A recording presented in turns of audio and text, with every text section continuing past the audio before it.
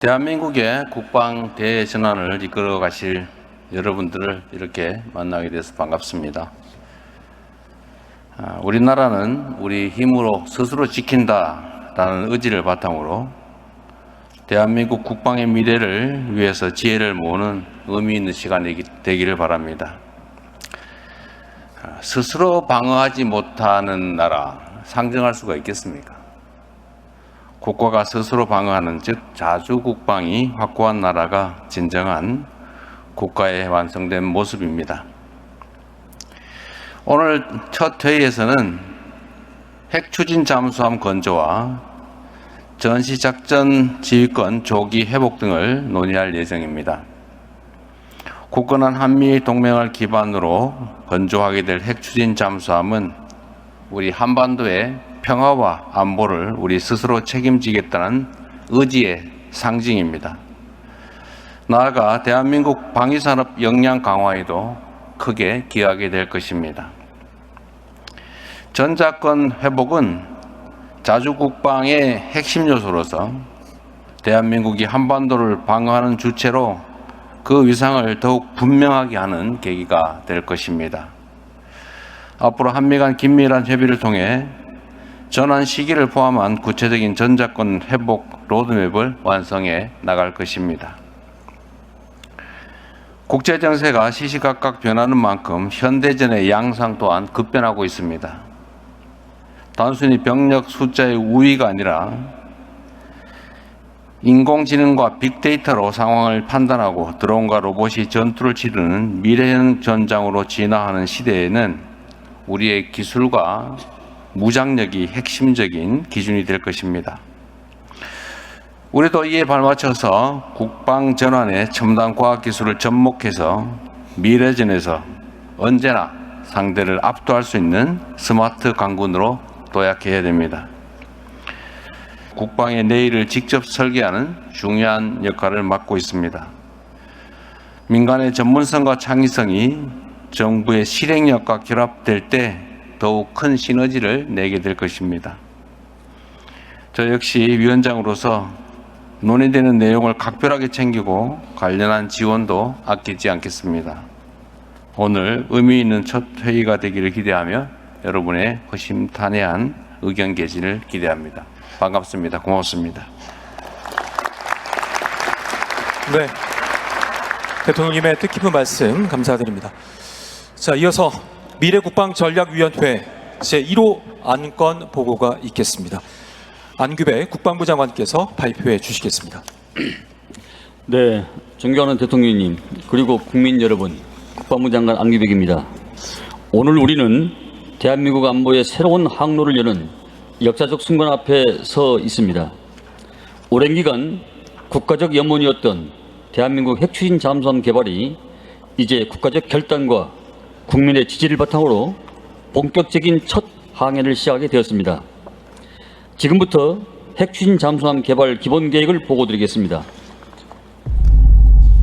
세계 최고의 잠수함을 우리의 손으로 만들겠다는 굳은 다짐에서부터 시작된 대한민국 잠수함의 역사는 1984년 돌고래급을 시작으로 장보고급 잠수함, 손원일급 잠수함, 도산 안창호급 잠수함, 장영실급 잠수함으로 발전해왔습니다. 이를 통해 우리나라는 국내 기술로 핵추진 잠수함의 설계와 건조가 가능한 세계 최고 수준의 잠수함 기술을 확보했습니다. 이렇게 축적된 기술과 핵추진 잠수함에 대한 국민적 열망을 바탕으로 2025년 10월 한미 정상 간 핵연료 조달 협력을 전격적으로 합의함으로써 핵추진 잠수함 확보를 추진할 수 있는 교두보를 마련하였습니다. 핵추진 잠수함은 핵추진이 제공하는 강력한 동력으로 오랜 기간 동안 깊은 바다에 머물며 고속기동을 장기간 유지해 원거리 작전을 수행할 수 있습니다. 소음을 효과적으로 제어해 적에게 들키지 않고 은밀하게 임무를 수행합니다. 고성능 소나 체계로 적의 작은 소음까지 탐지해 위협을 먼저 식별하고 대응합니다. 먼 거리에서도 육상 표적을 타격할 수 있어 전략적 억제력을 한층 강화합니다. 세계적 수준의 잠수함 건조 역량과 원자력 기술력을 기반으로 대한민국은 독자적 기술에 의한 핵추진 잠수함 시대를 열어가고자 합니다.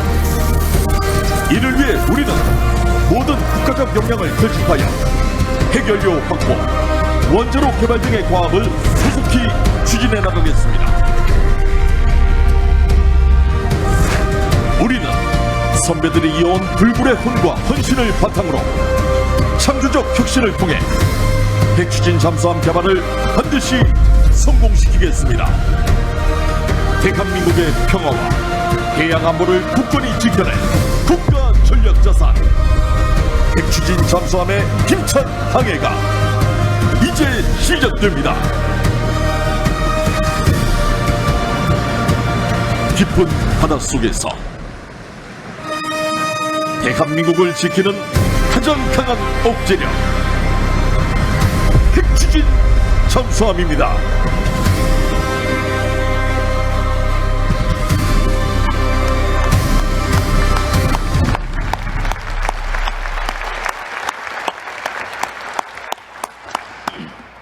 네, 작년 11월 한미 양국 정상은 대한민국의 핵추진 잠수함 건조를 위해 핵연료 조달 등의 협력을 긴밀히 추진해 나간다는 데 뜻을 모았으며 그 내용을 공동성명 자료를 통해서 발표하였습니다.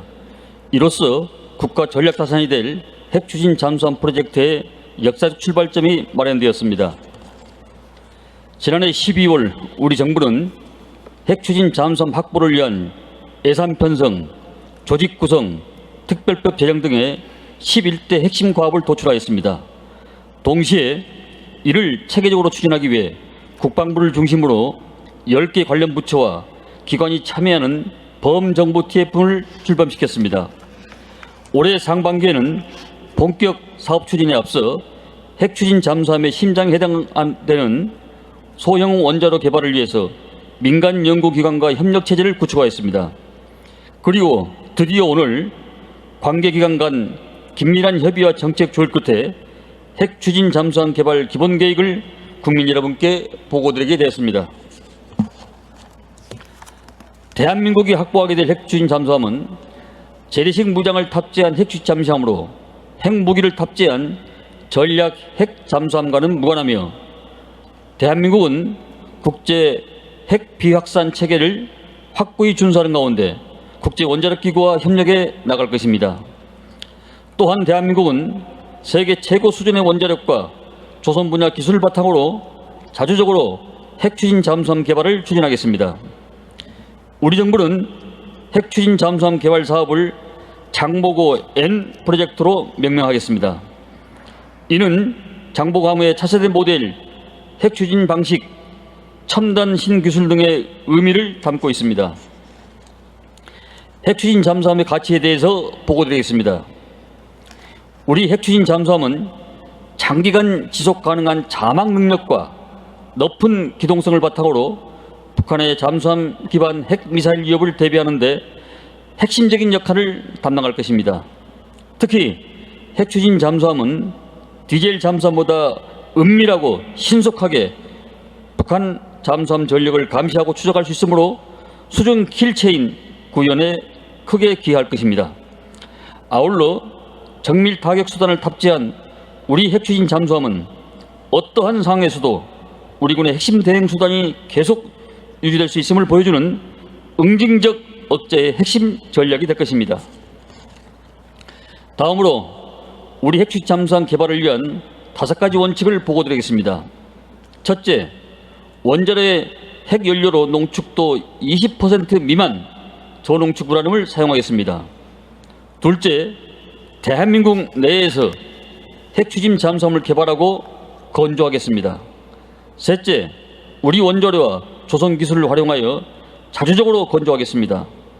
넷째, 건조부터 해체까지 전 과정을 안전하게 관리하겠습니다. 다섯째, 30년대 중반 일본함 진수를 목표로 사업을 추진하겠습니다. 핵추진 잠수함 개발 범위는 크게 잠수함 플랫폼, 핵 추진 체계, 탑재 장비, 지원 시설로 구분됩니다. 세계 체계 수준의 재래식 잠수함 검전 능력을 보유하고 있는 우리 대한민국은 우수한 원자력, 조선 등의 기술을 토대로 각 분야에 유기적으로 연계해 나가며 개발하도록 하겠습니다. 대한민국은 핵 비확산과 관련하여 최고 수준의 신뢰성과 투명성을 보장하기 위해 다음 3가지 사항을 약속합니다. 첫째, 대한민국은 핵무기를 보유 혹은 개발하지 않겠다는 확고한 원칙을 견지해 나가겠습니다. 둘째, 대한민국은 미국과 긴밀한 소통하에 핵연료 저롱축 우라늄 확보 과정 전반에 걸쳐 핵 비확산 의무를 성실히 이행하겠습니다. 셋째, 대한민국은 국제원자력기구와 협력해 핵추진 잠수함용 핵물질을 투명하게 관리 감독하는 안전조치 체계를 구축하고 이를 철저히 이행하겠습니다. 대한민국은 안전, 보안, 방사성 폐기물에 대해서도 투명하게 책임있게 관리해 나가겠습니다. 우선 장기간 축적해온 원자력발전소 기술과 운영 경험을 토대로 높은 수준의 안전 체계와 강력한 보안 체계를 구축해 나가겠습니다.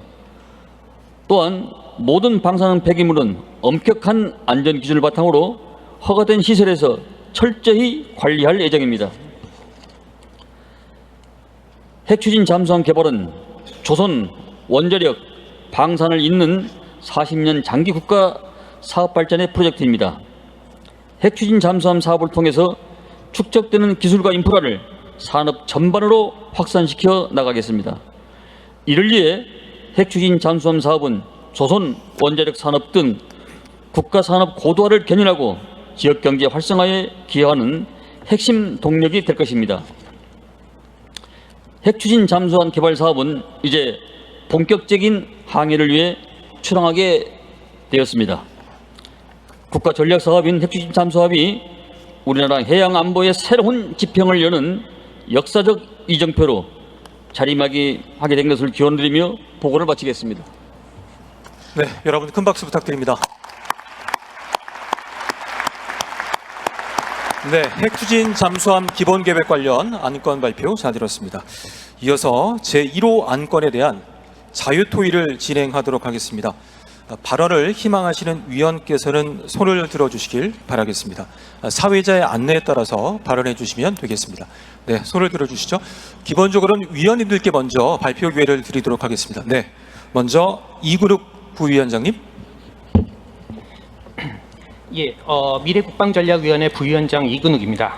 우선 안보 환경 측면에서 북한이 이제 핵무기 탑재 핵잠수함을 건조를 하겠다라고 하고 있고 주변국들의 해양 역량 또한 강화되고 있습니다. 이에 한국의 핵잠 보유는 더 이상 미룰 수 없는 국가적 과제라고 생각을 합니다. 25년도 10월 한미정상의 합의와 이후 조인트 팩트시트 등 한미정상의 큰 틀에서의 합의를 이끌어내신 대통령님과 정부 관계자들께 국민의 한 사람으로서 감사드립니다. 부위원장으로서 이번 기회에 몇 가지 사항을 좀 당부드리겠습니다. 첫째, 제가 알기에 핵추진 잠수함은 소형 원자력 발전소를 동력원으로 하는 잠수함을 건조하고 무기 체계를 탑재하는 것이고, 따라서 기존 획득 사업과는 차별적인 절차와 방식으로 진행되어야 합니다. 동시에 단순히 획득에서 끝나는 것이 아니라 운영, 퇴역, 해체까지 40년 동안 관리해야 됩니다. 따라서 이와 같은 전체 과정을 담당할 조직과 제도를 가능한 한 빨리 구비하고 입법 미비 등을 해결하시기를 당부드립니다. 둘째, 2035년까지 10년 이내에 핵잠을 진수하겠다는 상당히 도전적인 목표를 달성하려면 기존 관행을 타파하는 혁신적인 업무 수행이 필요하다고 생각합니다. 국방부, 방위사업청, 기획예산처 그리고 원자력안전위원회 등 관계기관들은 국가적 사업의 성공을 위하여 과감히 혁신하며 업무를 수행하기를 당부드리겠습니다. 셋째, 핵잠 사업이 성공을 하기 위해서는 비확산 관련 국제규범을 적극적으로 준수하여야 합니다. 이를 소홀히 한다면 사업 진행에는 굉장한 어려움이 발생할 수 있습니다. 한국의 핵잠은 동력원이 원자력이라는 것 뿐이지 핵무기를 탑재하는 것도 아니고 대대식 무기만을 탑재합니다. 또한 원료 자체도 핵무기 제조에서 사용될 수 있는 고농축 우라늄이 아니라 20% 정도의 저농축 우라늄을 사용합니다. 따라서 NPT 등 국제규범에 부합합니다. 그럼에도 불구하고 미국 및 IAEA와 협의하는 과정에서 한국의 비확산 의지를 확고히 견지하고 이를 반복해서 강조하고 협정 체계 등을 통하여 더욱 명확히 하고 구체화하는 것이 필요하다고 생각합니다. 이상입니다. 네, 감사합니다. 조직제도 구비 또 혁신적인 업무 추진에 대한 말씀을 주셨고요. 네, 다음으로 김혜릴 위원님께서 말씀해 주시죠. 네, 안녕하십니까. 위원 김현일입니다. 저는 그 계획의 목표와 예산 두 측면에서 한번 제 의견을 말씀드리겠습니다. 목표는 오늘 장관님께서 잘 설명해 주셨는데 기본적으로 핵 추진 잠수함이라는 플랫폼을 건조하는 것이 이 계획의 목표입니다. 근데 저는 목표를 조금 더 높이 잡았으면 좋겠습니다.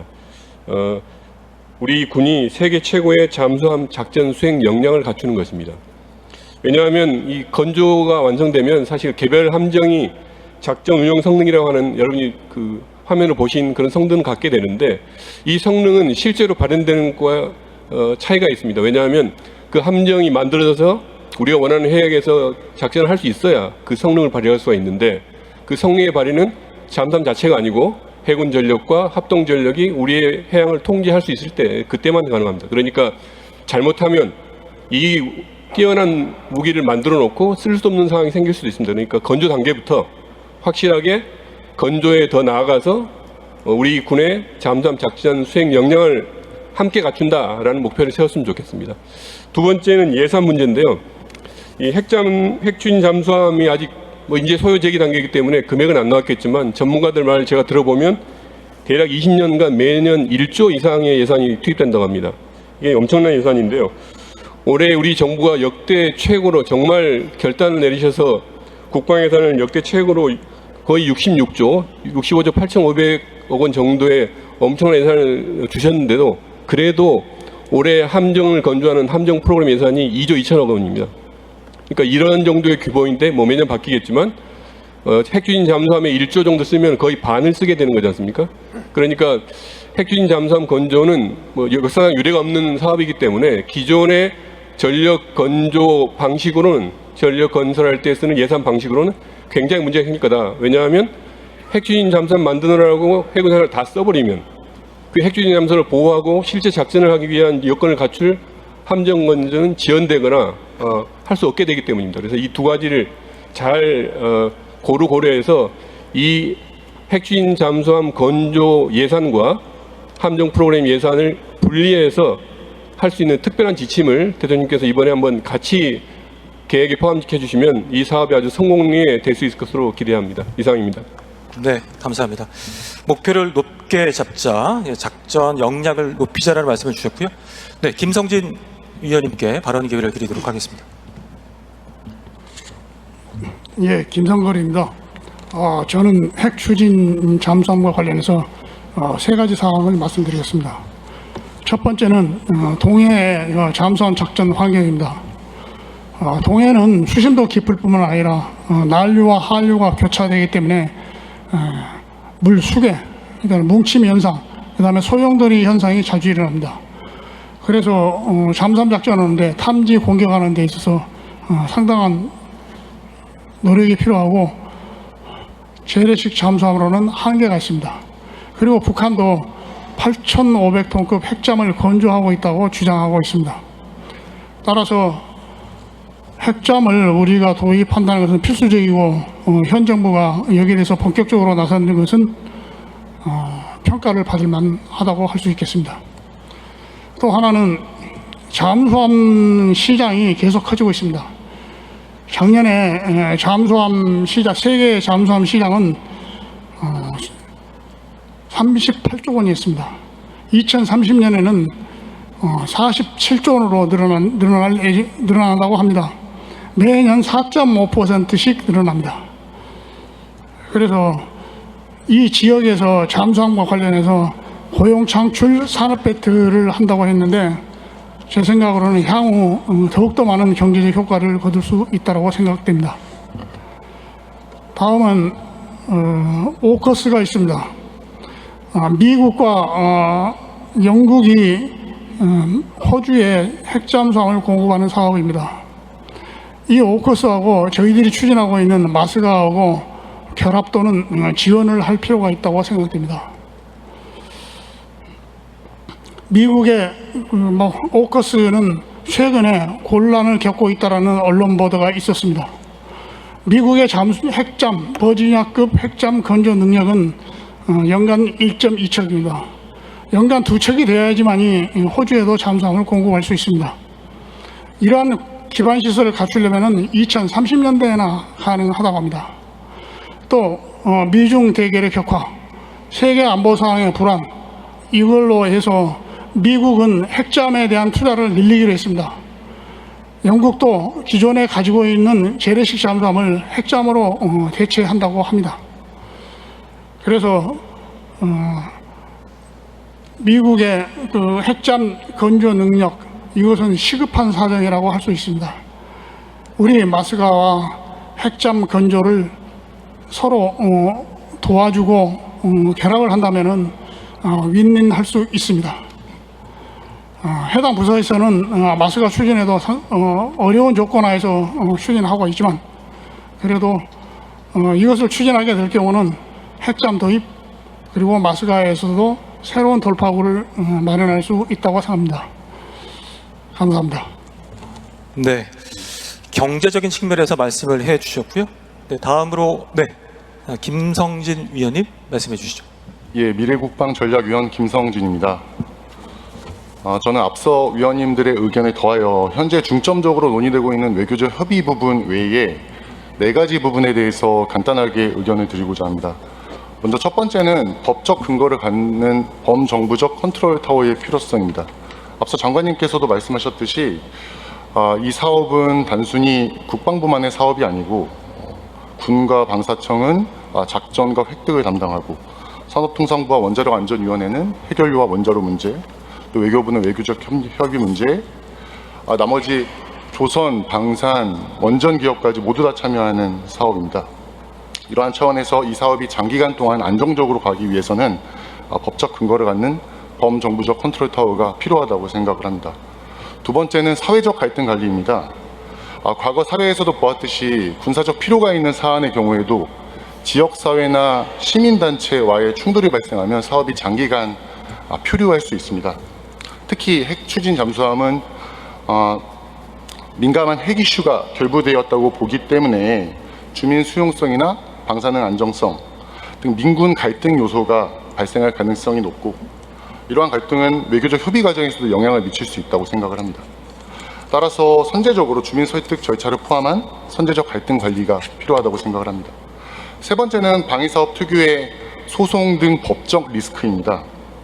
최근에 대형 무기체계 획득 사업에서도 나타났듯이 보안, 사업 추진 방안, 또 방산업체 간 경쟁은 단순한 기업 분쟁을 넘어서 전력화 지연과 전투력 손실까지도 가져올 수 있습니다. 특히나 핵추진 잠수함 사업은 동맹국 간의 협력이 기반이 되기 때문에 이러한 분쟁은 내부적인 문제가 아니고 외교적인 부담으로까지 연결되어 있을 수 있다고 생각을 합니다. 따라서 분쟁 해결 기준을 포함한 이러한 분쟁 방지 리스크를 초기부터 정교하게 설계하는 게 필요하다고 생각을 합니다. 마지막으로 이 잠수함을 운영하는 것도 결국에 사람입니다. 핵추진 잠수함은 장기간 작전 능력이 강점이지만 반대로 승조원들은 훨씬 더 좁은 공간에서 오랜 기간 생활해야 됩니다. 현재 초급 간부의 부족 상황과 더해서 단순한 이런 문제는 복지 문제가 아니고 전투력 문제, 또 안전관리 문제까지 연결될 수 있다고 생각을 합니다. 이러한 부분은 무인무기 체계와 연결해서 초기부터 새로운 제도 설계가 필요하다고 생각을 합니다. 결국 이러한 민간군이 합심해서 이러한 문제를 해결할 때 핵추진 잠수함 사업이 성공하고 또 우리의 안보 역량이 크게 향상될 수 있는 기회가 될 거라고 생각을 합니다. 이상입니다. 네, 감사합니다. 김성진 위원께서는 이제 사회적인 측면 또 현실적인 문제를 짚어주셨습니다. 나머지 위원님들은 또 잠시 후에 발언의 기회를 드리도록 하겠고요. 혹시 이제 배석하신 분들 중에서 1호 안건 핵추진 잠수함 기본 계획 관련 의견이 있으신 분들은 손을 들어주시면 감사하겠습니다. 네, 저 뒤에 제가 알기로는 초대 잠수함 사령관이신 윤정상 전 제독이신 것 같습니다. 네, 말씀 부탁드립니다. 네. 안녕하십니까. 저는 윤정상입니다. 초대 잠수함 사령관을 역임했고 예비핵 잠수함 승조원으로서 대통령님을 모시고 오늘과 같은 큰 행사를 하게 됨을 정말 감개무량하고 다시 한번 감사를 드립니다. 제가 말씀드릴 것은 두 가지입니다. 첫 번째는 뒤에 보시는 암모함이 건조되기까지 우리나라의 조선 용량을 총집결을 했기 때문에 가능했습니다. 지금은 핵추진 잠수함은 거기에 추가해서 국가적인 역량을 포함해서 전 국가적인 역량을 결집을 해야만이 완성시킬 수 있습니다. 그리고 앞에서도 언급하셨다시피 북한이 몇 년 이내에 핵잠수함, 핵탄두를 탑재한 핵잠수함을 곧 진수시켜서 동해바다에서 활동하게 될 것입니다. 그걸 확실하게 잡아낼 수 있는 핵추진 잠수함을 신속하게 효율적으로 건조하기 위해서는 효과적으로 통제하기 위한 컨트롤 타워가 반드시 필요합니다. 그 부분에 저도 동의하고 그 컨트롤 타워를 누가 할 것인가가 굉장히 중요합니다. 저는 좀 외람되지만은 이 핵잠수함의 발판을 마련해 주시고 큰 힘을 실어주신 대통령께서 주관하셔서 청와대에서 컨트롤 타워 역할을 해주셨으면 하는 바람을 말씀을 드리겠습니다. 감사합니다. 네, 고맙습니다. 또 다른 배석자분들 중에서 혹시 의견이 있으신 분들은 손을 들어서 의견을 말씀해 주시면 감사하겠습니다. 다른 의견 없으십니까? 네, 위원님. 저는 전자권 전환을 지금 준비했는데 이제 같은 해군으로서 잠깐 좀 다른 각도에서 한번 말씀을 드리겠습니다. 자연스럽게. 지금 이제 저 조광래 의원입니다. 해병대 예비역 소장입니다. 지금 미국과 이란의 전쟁을 통해서 그러니까 해상 봉쇄가 이제 한 국가의 안보와 경제에 어떤 영향을 미친다는지를 잘 알고 있습니다. 특히 우리나라는 지정학적으로 어느 정도 봉쇄 상태에 사실 놓여 있는 그런 지정학적 이치입니다. 따라서 잠수함 전력이 대단히 중요한 것이죠. 그 중에서도 이제 무한한 자막 능력을 갖춘 핵추진 잠수함이야말로 진짜 잠수함이라고 할 수 있겠죠. 그래서 우리 해군이 이제 로망처럼 여겼던 이 핵추진 잠수함을 이제 현실화할 수 있도록 이번에 대통령님께서 이제 물꼬를 터 주셨다고 생각을 합니다. 그 점에 대해서 감사를 드리고, 저는 이제 다른 각도에서 좀 그 핵추진 잠수함을 확보해감에 있어서 딜레마 상황을 좀 경계하자, 이런 말씀을 좀 드리고 싶습니다. 저희가 이제 국가 안보론에 의하면 국방의 딜레마라는 개념이 있습니다. 어떤 한 국가가 국가의 안보를 달성하기 위해서 한정된 국가 자원을 국방 분야에만 너무 평중시키다 보면 다른 분야에서 문제가 생겨서 오히려 국가 안보를 해친다는 것이죠. 그래서 핵추진 잠수함도 사실 정말 중요한 전력입니다. 그러나 국가 안보를 달성함에 있어서 여러 가지 전력 중에 사실은 또 한 가지 전력에 지나지 않습니다. 따라서 앞으로 우리가 핵추진 잠수함을 건조해감에 있을 때 다른 국가 안보에 정말 기묘한 전력들에 대해서 소홀하지 않도록 그런 딜레마 상황을 좀 잘 경계했으면 좋겠다라는 말씀을 하나 드리고요. 그다음에 이제 우리 해군이 사실은 병력 부족 현상에 항상 시달려 왔습니다. 특히 잠수함의 근무 여건은 여러분 아시겠지만 대단히 불비합니다. 그래서 앞으로 인력 확보 문제가 대단히 큰 문제가 될 것인데, 지금부터 핵추진 잠수함 전문 인력 양성 또 관리 이런 문제 등을 좀 세세하게 잘 살펴봤으면 좋겠습니다. 이상입니다. 네, 감사합니다. 조광래 의원 말씀 잘 들었습니다. 자, 다른 분 한 분만 또 의견을 받을까요? 네, 손을 들어서 의견을 표해 주시면 감사하겠습니다. 네, 지금 손을 드셨는데요. 이건환 국방과학연구소장님, 네, 말씀 부탁드립니다. 네, 국방과학연구소장 이건환입니다. 먼저 발언 기회를 허락해 주셔서 감사드립니다. 핵추진 잠수함을 건설한다는 그 추진을 선포하는 이 자리가 연구개발자의 한 명으로서 가슴 벅차고 또 너무 감사하고, 또 한편으론 너무나 무거운 그 책임감에 어깨가 무거워짐을 느끼고 있습니다. 우리나라가 독자적으로 핵추진 잠수함을 개발하게 된다면 미국, 러시아, 프랑스에 이어 전 세계적으로 네 번째 독자 개발 국가가 될 것입니다. 영국과 중국과 인도는 기술 이전을 받아서 수행했기 때문에 그렇게 되는 것입니다. 그만큼 핵추진 잠수함의 독자적 개발은 기술적 난이도가 높고 또 국가적인 총 역량을 결집해야 되면서 또한 산업적 생태계 이런 기술들이 골고루 조화되어 있어야 되는데 그만큼 어려운 과제라는 것을 느끼고 있습니다. 다행스러운 것은 우리나라는 세계 최고의 원자력 관련 기술들을 발전시키고 있고 최고의 산업 생태계 그리고 인프라 그다음에 우수한 연구 인력들이 골고루 조화되어 있습니다. 핵추진 이 체계를 군사용으로 전환함에 있어서는 한국 원자력 연구원이나 한수원 또 한전 전력기술 등 민간 기술 연구소에서 성숙시킨 기술들을 군에 잘 조화할 필요가 있고 이러한 부분들을 국방과학연구소도 적극적으로 이행을 하겠습니다. 군의 수건 사업이자 또 세계 최고의 전략 무기급의 이 원자력 잠수함 이 부분을 개발하는 데 있어서 연구진들은 최선의 노력을 다해서 반드시 임무를 완수하겠습니다.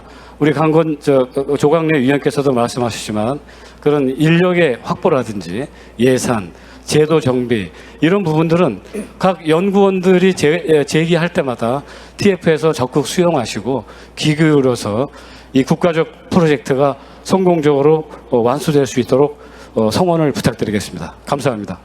네, 감사합니다. 한 분께 더 발언 기회를 드리고 다음 안건으로 넘어가겠습니다. 앞서 손 드신 분이 해군 사관생도이신 것 같은데요. 네, 저희 마이크 전해주시죠. 굉장히 긴장이 될 텐데 힘있게 손을 들어주셨습니다. 안녕하십니까. 해군사관학교 4학년 전재현 생도입니다. 저는 미래 핵추진 잠수함을 직접 운용하게 될 예비 장교로서 저희의 포부를 말씀드리고자 이 마이크를 잡았습니다. 저는 고등학교 시절 바다가 품은 무한한 무게와 그 무게를 묵묵히 지키는 잠수함의 은밀하지만 압도적인 존재감에 가슴이 뛰어 해군사관학교에 지원하였습니다. 입학 후에는 대한해군의 미래를 바라보며 핵추진 잠수함 함장으로서 국가의 생명선을 지키겠다는 꿈을 꾸었습니다. 저는 꿈을 현실로 증명하기 위해 멈추지 않았습니다. 휴가 기간 중 교내 자리주도 역량 강화 프로그램을 통해 대학원 연구실에 방문하여 견문을 넓히고 미국 해군사관학교 학기교류 과정을 통해 원자력 공학을 치열하게 공부하며 학문적 깊이를 더했습니다. 특히 작년 미국 해군사관학교에서 핵추진 잠수함 도입이라는 역사적 소식을 들었을 때 미래 잠수함 장교로서 가슴 벅찬 사명감을 느꼈습니다. 저는 내년 임관 후 펼쳐질 무궁무진한 가능성에 설레입니다. 또한 어떠한 상황에서도 최선을 다하는 자세로 국가와 국민을 위해 맡은 바 책임을 다하는 장교가 될 것을 약속드리며 마지막으로 핵추진 잠수함 도입의 꿈을 현실로 만들어주신 대통령님께 감사드립니다. 이상입니다. 네, 격려의 박수 부탁드리겠습니다. 고맙습니다. 자, 국방 억제력뿐만 아니라 국민적 자부심이 될 사업인 만큼 저 예비 장교가 네네. 언제쯤 인가될지는 모르겠는데 네네. 이거 건조 완료돼서 해군에 인계되면 딱 그 사령관 정도 할 만한 때가 될 것 같아요. 그죠? 네. 네, 응원합니다. 네, 감사합니다. 네. 자, 진행을 하도록 하겠습니다. 의견이 있으신 분들은 또 자리에 저희가 서면 의견서를 뒀습니다. 관련해서는 정성껏 적어주시면 참고하도록 하겠습니다. 국방 억제력뿐만 아니라 국민적 자부심이 될 수 있는 사업인 만큼 또 안보, 기술, 산업, 외교가 함께 움직여야 하는 통합 전략 과제임을 확인한 자리였습니다. 다양한 의견 감사드리고요. 자, 이어서 2호 안건 발표를 진행하겠습니다. 역시 이번 발표도 안규백 국방부 장관께서 수고해 주시겠습니다. 네, 다음 주제는 전자권 조기 회복과 AI 그리고 무인 전투 체계 군대로의 전환에 대해서 보고드리겠습니다. 전자권 조기 회복입니다. 전자권 회복은 대한민국 안보를 우리 스스로 책임지는 시대적 사명이자 자주국방 실현의 핵심입니다. 먼저 왜 전자권 회복이 필요한지 설명드리겠습니다. 1950년 6.25 전쟁 발발 시 대한민국은 단 한 대의 전차와 전투기도 보유하지 못한 채 빈국이었습니다. 그러나 70년이 지난 오늘날 대한민국은 전차 2200여 대, 전함 90여 척, 전투기 360여 대를 보유하고 있는 국방력 세계 5위, 전년도 방산 수출 세계 4위의 막강한 군사 강국으로 도약하였습니다. 대한민국은 이렇게 강력한 군사력을 보유하고 있지만 전 세계 190여 개 나라 중 전시작전 통제권이 없는 유일무이한 국가입니다. 또한 미국과의 동맹을 맺고 있는 36개국 중 유독 대한민국만 전시작전 통제권을 보유하고 있지 않습니다. 우리의 국력과 군사력, 국제적 이상을 고려하면 더 이상 전작권 회복은 미룰 수가 없습니다. 전작권 회복을 위한 한미협상의 상황입니다. 미국은 올해 1월 미 국방전략서를 통해서 대한민국이 북한에 대한 1차적 책임을 맡을 수 있는 능력을 보유한 동맹국으로서 조속한 전작권 회복을 적극 지지하고 있습니다.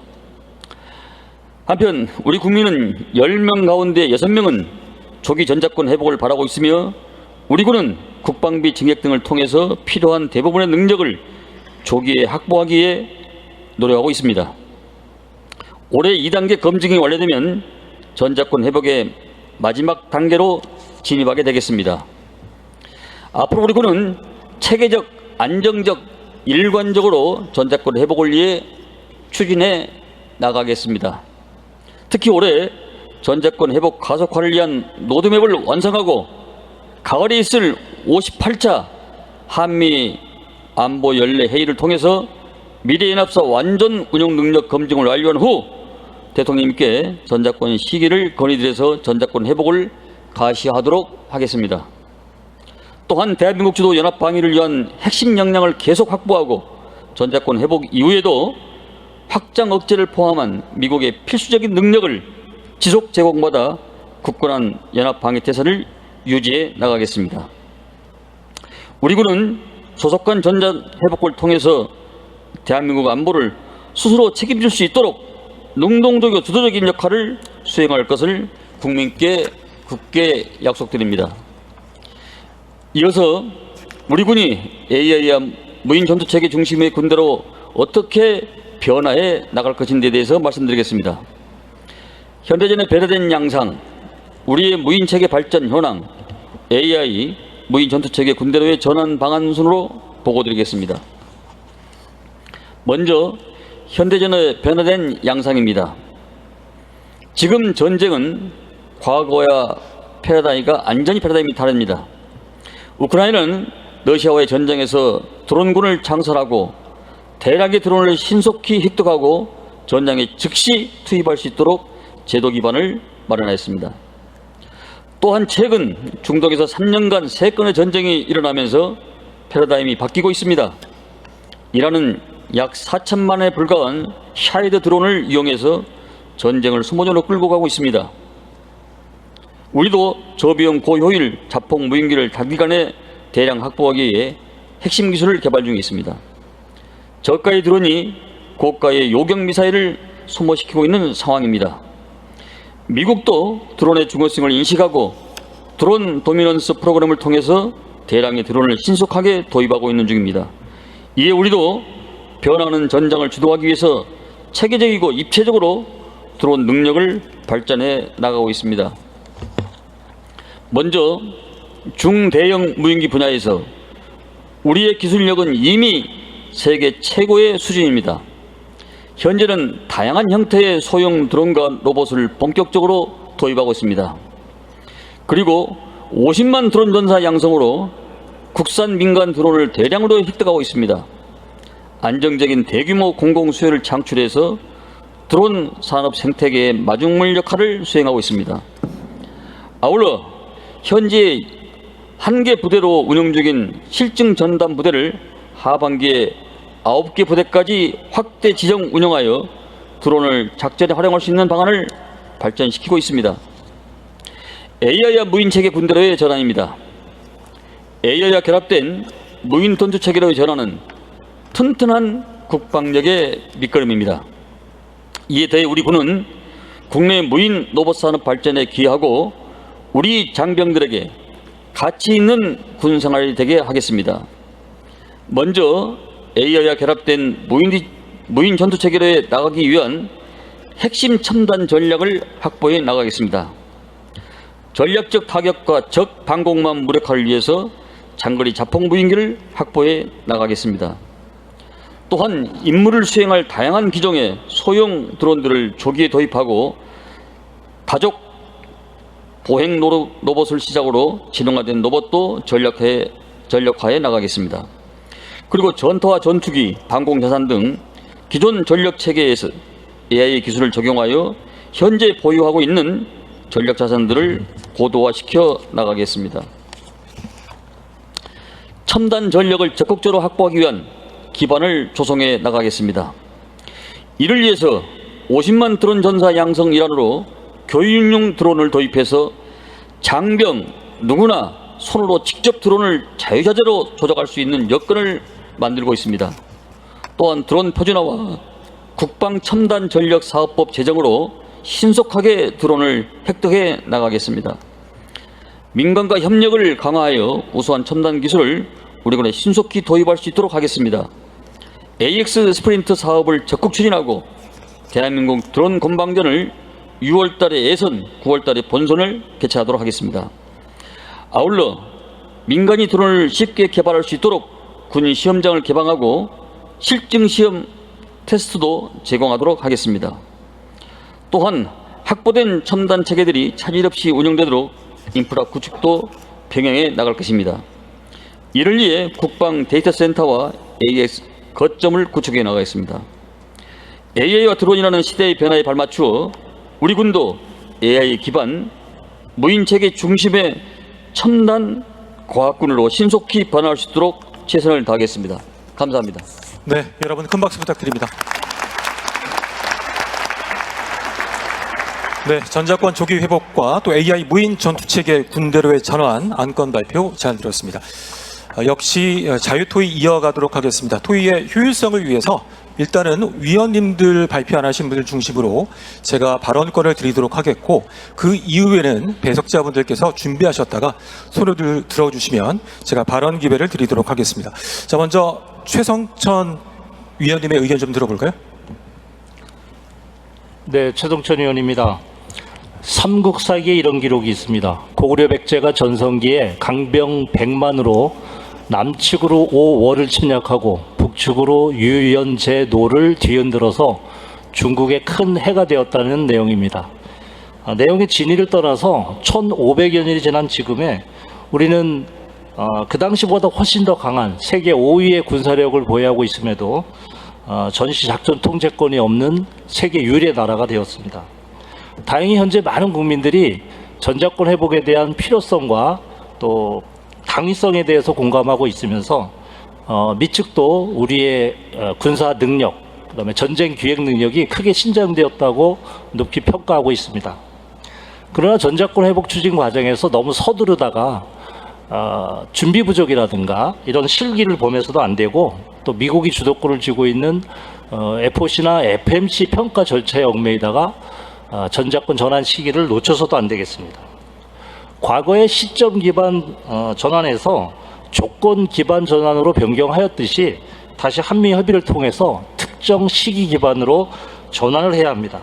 현재 조건 기반 검증을 정상적으로 이행하면서 한미 간의 합의를 거쳐서 목표 연도를 확정하는 병행 접근 방식이 적절하다고 생각합니다.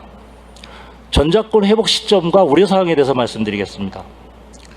회복 시점은 올해 안에 FOC 검증을 완료하여 회복 시기, 즉 X년도를 확정하고 미측과 FMC 평가 시기를 내년으로 조율을 해야 합니다.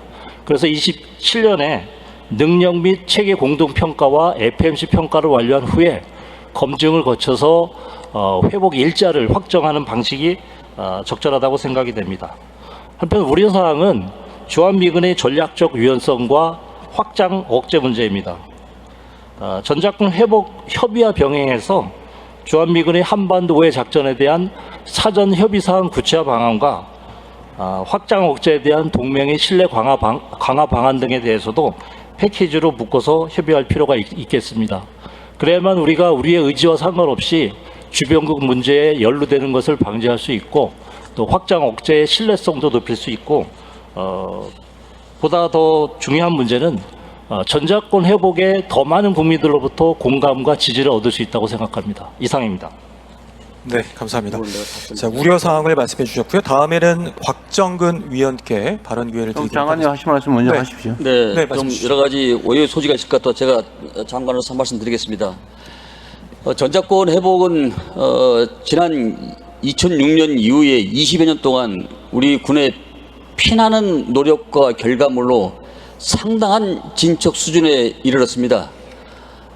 미측과도 긴밀히 협의한 이후에 진행하고 있습니다만 미측도 많은 부분에 대해서 동의하고 있고 조건에 의한 전작권 전환의 1, 2, 3의 각각의 능력들도 대통령님 강력한 의지로 인해서 대개 2년, 1년 다 MUAB랄지 이건 28년, 27년, 롱셈은 29년에서 28년 다 당겨져서 상당한 지금 결실을 보고 있는 이런 과정에 있다는 그런 보고 말씀을 드립니다. 보다 더 철저하고 안정적, 체계적, 일관적으로 지금 관리해 오고 있기 때문에 내일 전작권이 해소되더라도 우리가 우리 스스로 지키는 데는 크게 문제가 없다는 것을 국민 여러분께 보고 말씀드립니다. 이상입니다. 크게 문제가 없는 게 아니라 아무 문제가 없다라고 해야 맞겠죠. 네. 네. 아무 문제 없습니다. 알겠습니다.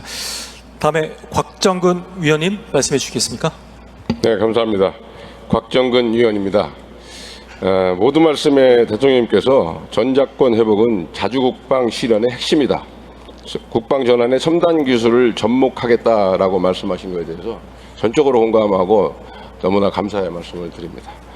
저는 오늘 이 전작권 회복 이후에 한국군 주도의 국방 구조를 완성한다는 측면에서 예비 전력을 좀 어떻게 하면 정해할까 하는 부분을 좀 말씀드리고 싶습니다. 그동안 우리 군은 기본적으로 상비군이 중심이 돼서 전쟁을 수행을 하고 예비군은 이를 후속 지원하는 역할, 즉 다시 말해서 보조적인 역할에 그쳐 있었습니다.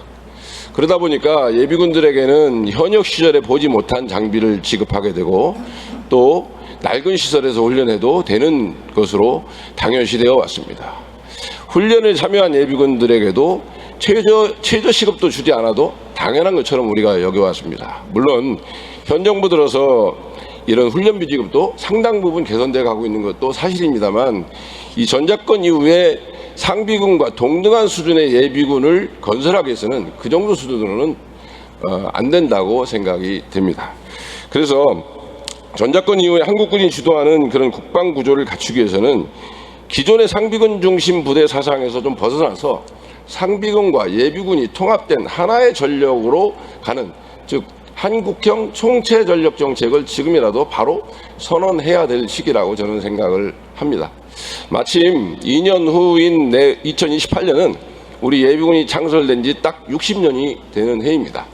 전작권 회복과 어느 정도 시기가 맞아질 수 있다고 보인다면 이 예비군을 거의 재창설하는 수준에서의 뭔가 특별한 정책적 계기를 마련한다면 전작권 회복 이후에 한국군 주도의 이런 국방력 완성에 큰 기틀이 될 것이라고 저는 확신합니다. 이상입니다. 네, 감사합니다. 상비군과 예비군 통합 운용 아이디어를 주셨고요. 다음에 네, 강건작 위원님. 네. 좀 관점을 좀 달리하는 얘기를 좀 하고 싶은데, 사실은 전작권이 전환되면 지금 현재 연합사 체제가 미래 연합사 체제로 바뀝니다. 연합사 체제는 사실은 한미가 공동의 판단, 그 다음에 신뢰를 기반으로 지금까지 잘 작동해 왔고, 그 다음에 사실 전쟁 억제의 기한바도 분명해서 미래에 전작권이 전환돼도 미래에도 이제 그런 체제로 가겠다 하는 그런 공감대가 있는 것이 분명합니다. 그런데 만약에 한미의 어떤 판단이 달라질 경우, 이를테면 한반도 방위는 한국군 단독으로 할 수 있으니까 미군은 지원만 하겠다라고 하는 순간 사실상 우리가 전적으로 책임져야 되는 구조인 것도 사실입니다. 게다가 이제 전시와 평시가 나눠진다는 것이 전자권이 없는 것도 세계에서 유일하지만 또 그런 지위 구조를 갖고 있는 것도 세계에서 유일하기 때문에 미래의 어떤 전자권의 환수의 최종 상태를 우리가 잘 그리면서 그 사이에 생길 수 있는 그 회색 지대까지 잘 커버하는 그런 고민을 좀 구체적으로 해서 추진하면 국민들이 훨씬 더 안심하고 그 다음에 더 확고한 전자권 환수가 되지 않을까라고 생각을 합니다. 이상입니다. 네, 감사합니다. 다음으로 유승준 위원께 발언 기회 드리도록 하겠습니다. 예, 전 조금 다른 측면에서 말씀을 좀 드리도록 하겠습니다. 최근 미국이 주도한 이란 전쟁을 보면서 전자권 회복의 필요성이나 당위성에 대해서 이건 점점 더 커지고 있다라고 느꼈습니다. 많은 국민들이 여기에 대해서 동의하실 겁니다. 아무쪼록 미측을 협상을 통해서 또는 설득을 통해서 미 정부의 정책적 결단이 빨리 이끌어내 주실 것을 고대하면서 두 가지 정도 의견을 드리고자 합니다. 첫 번째, 대미 협상이나 설득 시에 고려할 점에 대해서 말씀드리겠습니다. 미국이 지금까지 보인 태도나 트럼프 대통령의 대선 전후의 발언들을 볼 때 미국 정부는 전자권 협상 과정에서 방위비비 분담금 증액을 요구하거나 추가적인 무기 구매나 대미 투자 등 이런 것들과 연계를 할 가능성이 있어 보이고, 한편으로는 저희가 지금 앞서 발표하신 계획에 지금 핵추진 잠수함 사업을 이제 해야 하는데, 여기에 이제 미국 정부나 의회 동의가 협조가 절대적으로 필요한 상황입니다. 이러한 상황을 잘 고려를 하셔서 외교적으로나 군사적으로나 잘 협상 전략이 마련되어야 할 것으로 생각된다는 의견을 먼저 드립니다. 두 번째는 전자권 회복에 관련돼서 이것은 우리나라 주권 회복에 대한 문제고 자주국방을 세우는 그런 아주 국가의 민족의 중요한 사안이라고 생각이 듭니다. 이러한 사안에 있어서 국민과 함께하는 전자권 회복이라는 생각을 좀 해보았는데요. 지금까지 전자권 회복에 관한 이 세 가지 조건 또는 3단계 이제 검증과 관련돼서 세부 조건이나 검증 과제의 구체적 내용들이 공개되지 않았었습니다. 평가 검증의 기준이나 방식에 대해서도 공개하지 않았습니다. 이러한 상황이라면 국민들 시선에서는 사실상 미국의 입장에 따라서 전자권 회복 시기가 결정되는 것 아니냐라는 평가가 나올 수밖에 없습니다.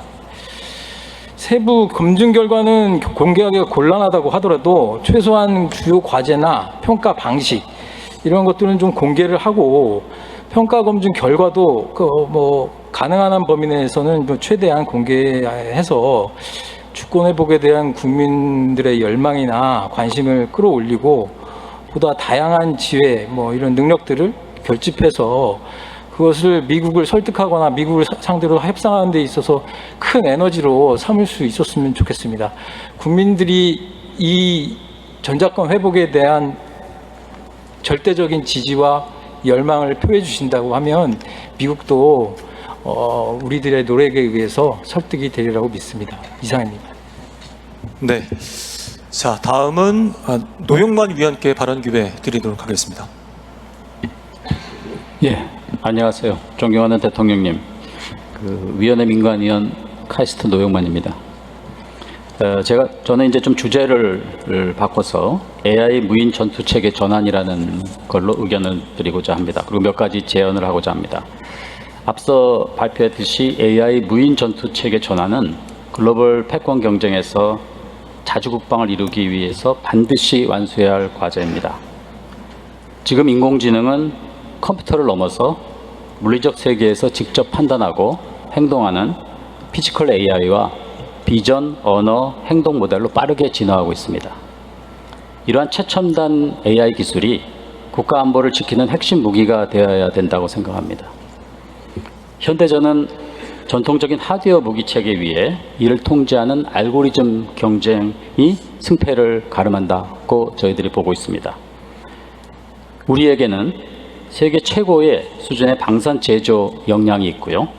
최상위권의 비전 AI 기술이 있고 그리고 인재가 있습니다.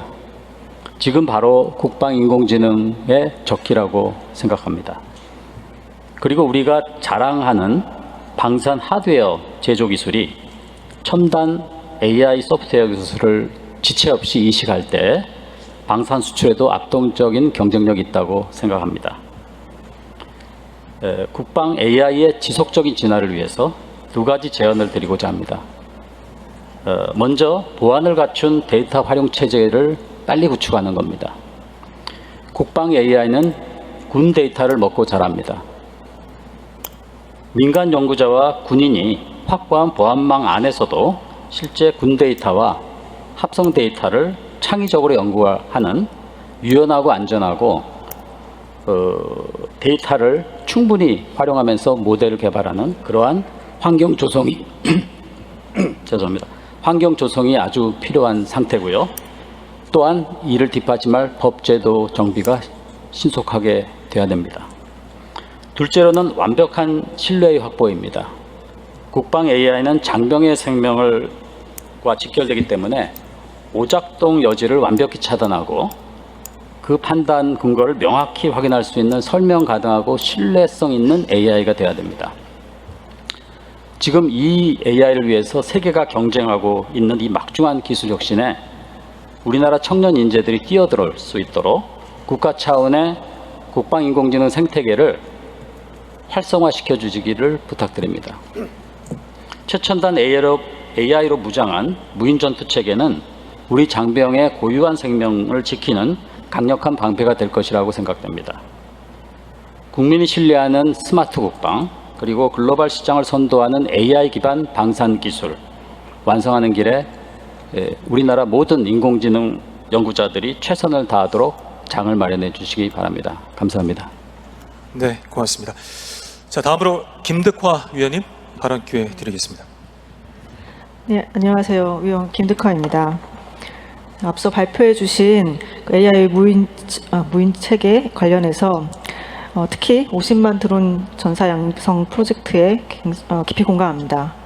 국방 로봇 전략의 핵심은 인간은 생각하고 로봇은 전투한다입니다.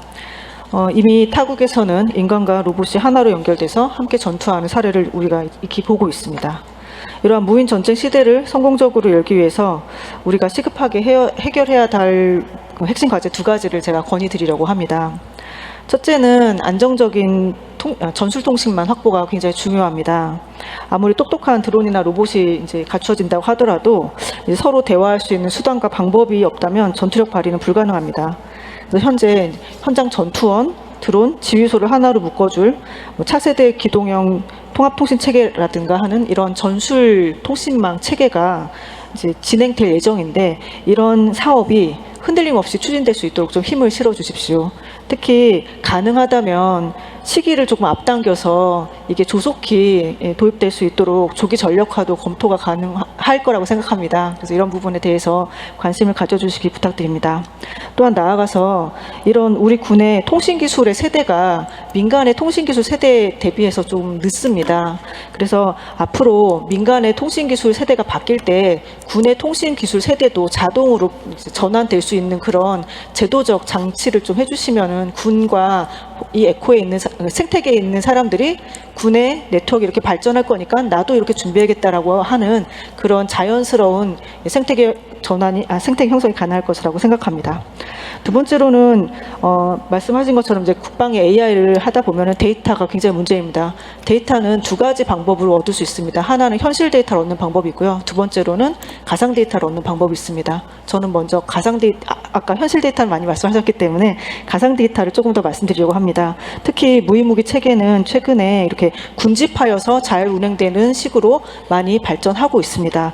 이 경우에 저희가 이 로봇한테 학습을 시켜야 되는데 특히나 국방 분야에서는 전투 환경을 직접 그 실데이터를 얻을 수가 없습니다. 그러므로 가상현실을 만들어서 학습을 시켜야 됩니다. 근데 이 부분이 가상현실 플랫폼, 즉 그 월드 모델이라고 부르는 용어가 있습니다. 이 부분, 이 플랫폼이 굉장히 중요한데, 특히 안보와 피지컬 AI 분야의 기술 주권을 위해서는 우리 지형과 작전에 딱 맞춘 독자적인 K-국방 월드 모델을 구축해야 됩니다. 이 부분에 있어서 이제 그 관련 부처와 국방부와 함께 기술 관련해서 검토를 이제 착수를 해야 된다라고 생각하고 있습니다. 그래서 국방 분야에서 이런 소프트웨어 플랫폼 기술은 사실 눈에 보이지 않는 기술이다 보니까 예산 확보나 추진 동력을 얻기가 쉽지가 않습니다. 그러므로 허락해 주신다면 저희 위원회에서 국방부, 관계부처, 국가인공지능위원회 등과 함께 협력하여서 첨단 기술이 중심이 된 미래 국방의 뼈대를 빠르게 마련할 수 있도록 최선을 다해서 앞장서서 하겠습니다. 감사합니다. 네, 고맙습니다. K-국방 모델 제안을 주셨고요. 앞서 그 조광래 위원께 마지막 또 기회 드리도록 전작권 관련해서 아까 말씀하신다고 그러셨는데. 네.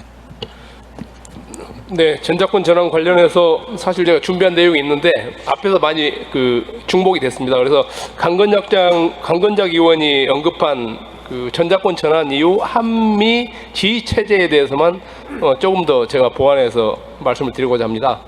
현재까지 이제 한미가 합의한 전작권 전환 이후의 지휘 체제는 단일형 지휘 구조, 즉 현 연합사처럼 미래 연합사를 창설한다는 것입니다. 그리고 그 미래 연합사령관의 사령관은 한국군 대장이 되고 미래 연합 부사령관은 미군 대장이 되는 것이죠. 그런데 현재 연합사 구조에서는 지금 브런슨 대장이 연합사령관이자 유엔군 사령관이고 주한미군 사령관 등 3캡을 쓰고 있기 때문에 한국방위 임무나 정전관리 임무와 전혀 충돌되지가 않았습니다. 그러나 이제 미래 연합사 구조에서는 한국방위를 책임지는 한국군 대장과 유엔군 사령관으로서 한반도의 정전관리 업무를 담당하는 유엔군 사령관이 이제 별개의 사람이 되기 때문에 이 둘이서 어떤 갈등 상황이 생길 수 있고 충돌할 수가 있다는 것입니다. 아울러서 지금 평시작전을 책임지고 있는 합참의장도 있습니다. 그래서 합참의장과 미래연합사령관, 유엔군 사령관 이 세 명에게 역할과 또 책임과 권한을 정교하게 잘 부여해야 된다고 생각합니다. 아울러서 전작권 전환에 대비해서 미군들이 이제 유엔사 재활성화 프로그램을 가동하고 있는 것으로 알고 있습니다. 그 유엔사 재활성화 프로그램에 가급적 한국군이 다소 편성되어서 그 유엔사에 편성된 한국군들이 매개가 되어서 미래연합사와 유엔사의 협조 및 지원 체계를 잘 구축할 수 있도록 그렇게 검토가 되었으면 좋겠다는 말씀을 드립니다. 이상입니다. 네, 감사합니다. 위원님들 중심으로 해서 전작권 조기 회복 또 AI 무인 전투체계 군대로의 전환 안건에 대해서 자유토의를 진행했습니다. 배석하신 분들 중에서 의견이 있으신 분들은 손을 들어서 발언권을 드리도록 하겠습니다. 따로 없으신가요? 그럼 헤드 테이블에 계신 위원님들 중에서 또 다른 의견이 있으시면 손을 들고 좀 첨언해 주시면 감사하겠습니다. 네, 위원님 발언 기회 드리겠습니다. 저는 뭐 전작권 얘기는 아까 했으니까 그 AI 전환에 대해서 한 말씀만 드리겠습니다. 사실 군사용 AI의 가장 큰 도전 요인은 비밀로 분류된 군사 데이터를 끌어모아서 학습을 시키는 겁니다. 이게 이제 현재 구조는 그 비밀로 분류된 데이터들을 사실은 제공자가 판단해서 주는 구조다 보니까 그게 만약 문제가 되면 제공자들이 책임지는 구조인데 그 제도와 법률 또는 이제 국방부가 AX 그 거점 그러니까 샌드박스를 만들어서 한다는데 그 샌드박스 자체를 설계를 잘하고 제도를 좀 정비해서 뭐 제공해 주는 데이터가 의무화가 되도록 이를테면 그쪽 그 센터에서 요구하는 데이터가 군에서 제공해 주는 게 의무화되고 뭐 꼭 필요하면 그 제한되는 데이터를 아예 정해주는 방식으로 이렇게 좀 패러다임을 전환하면 훨씬 빨리 좀 진행될 수 있지 않을까라고 생각합니다. 네, 고맙습니다. 네, 다른 의견 없으십니까? 네. 아마도 이 AI 전환 같은 경우는 우리 AI 압도적인 기술력과 또 국방 데이터가 결합이 된다면 뭐 수출 등 시너지뿐만 아니라 피지컬 AI 주도권도 가져올 것으로 기대를 해보겠습니다. 자, 다양한 의견 정말 감사드리고요.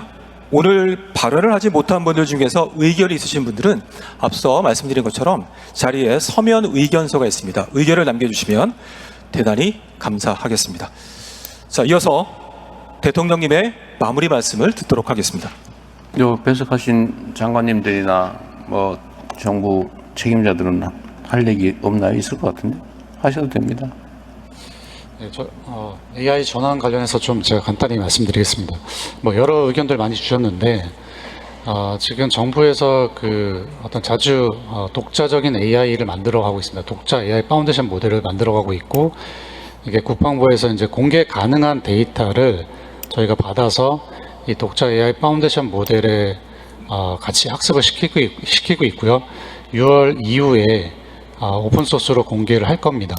그러면 이제 누구나 그걸 가져다가 이제 좀 적용을 할 수 있고, 다만 이제 그런 범용 모델을 만든다고 해서 이게 잘 이해하는 모델이지 현장에서 잘 작동되는 모델은 아닙니다. 현장에 잘 작동되기 하기 위해서 특화된 이런 AI 모델을 또 만드셔야 되고, 사실 그런 데 있어서 지금 최근에 이제 국방부랑 독자 파운데이션 모델 기업이랑 같이 이제 협력해서 그 모델 사업을 하고 있습니다. 이런 결과들이 나오면은 위원님들 말씀하신 다양한 어떤 일들이 프로젝트들이 가능해질 거라 보고 있고, 지금 국방부 주관으로 산업부, 중기부, 과기정통부가 이 AX 전환을 위한 어떤 지원들을 하고 있습니다. 다양한 지금 프로젝트들이 이제 진행되고 있기 때문에 국방 AX 전환을 위해서 모델부터 국방 AX, 그리고 아까 피지컬 AI까지 말씀 주셨는데, 사실은 피지컬 AI는 산업 전환을 위한 어떤 적용에 우선적으로 만들어지고 있습니다.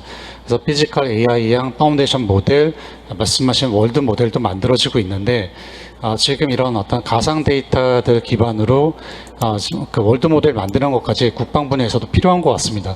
이 부분은 아직 지금 국방부랑 논의가 좀 필요한데, 국방부랑 논의해서 좀 준비가 좀 필요할 것 같습니다. 네. 네, 대통령. 네, 말씀하십시오. 네. 여러 가지 의견을 제기하신 우리 미래국방 위원님께 감사의 말씀을 표합니다. 그 전작권 회복과 관련해서 여러 가지 조건과 능력을 좀 밝혀주면 어떠냐라는 그런 말씀하셨는데, 이 조건에 의한 전작권 전환의 COTP 과정에서 합의를 볼 때, 미측과 합의를 볼 때 이걸 공개하지 않는 조건으로 했기 때문에 그러한 제한성이 좀 있다는 말씀을 좀 먼저 드립니다. 그리고 여러 위원님들이 말씀하셨다시피 그 미래 군구조 개편이 2024년도에부터 이제 많은 변화가 오기 때문에 미리 지금 준비를 하고 있는데, 군구조 개편은 아시다시피 전력구조, 병력구조, 부대구조 세 개가 한 세트로 가기 때문에 위원님들이 그 제시한 내용에 대해서는 여기에 지금 이미 담아서 준비하고 있고, 아마 아젠다로 회의 때 올라갈 수 있도록 그렇게 하겠습니다. 핵추진 잠수함을 포함한 여러 과제들이, 상당히 도전적인 과제들이 지금 많이 있습니다. 그런 과정에서 우리 원자력위원회와 또 기획예산처 또 각 부처들이 합심 협력해서 좀 지혜를 모아주실 것을 좀 여기서 담아 말씀드립니다. 박 장관님 좀 많이 도와주실 거죠? 네, 말씀을 드릴까요? 네. 일단 국방장관 얘기 먼저 정리를 하고 있습니다. 네. 감사합니다. 네, 컨트롤 타워 문제는 이건 너무 당연하게 해야 될 일이어서 무슨 특별한 새로운 결단이 필요한 것도 아니고 잘 진행되는지만 잘 관리하면 되기 때문에, 컨트롤 타워 문제는 특별히 무슨 청와대에 그걸 설치하거나 그럴 필요까지는 없을 것 같은데 어떠세요? 그냥 하면 되는 거 아니지 뭐 정했는데 뭐.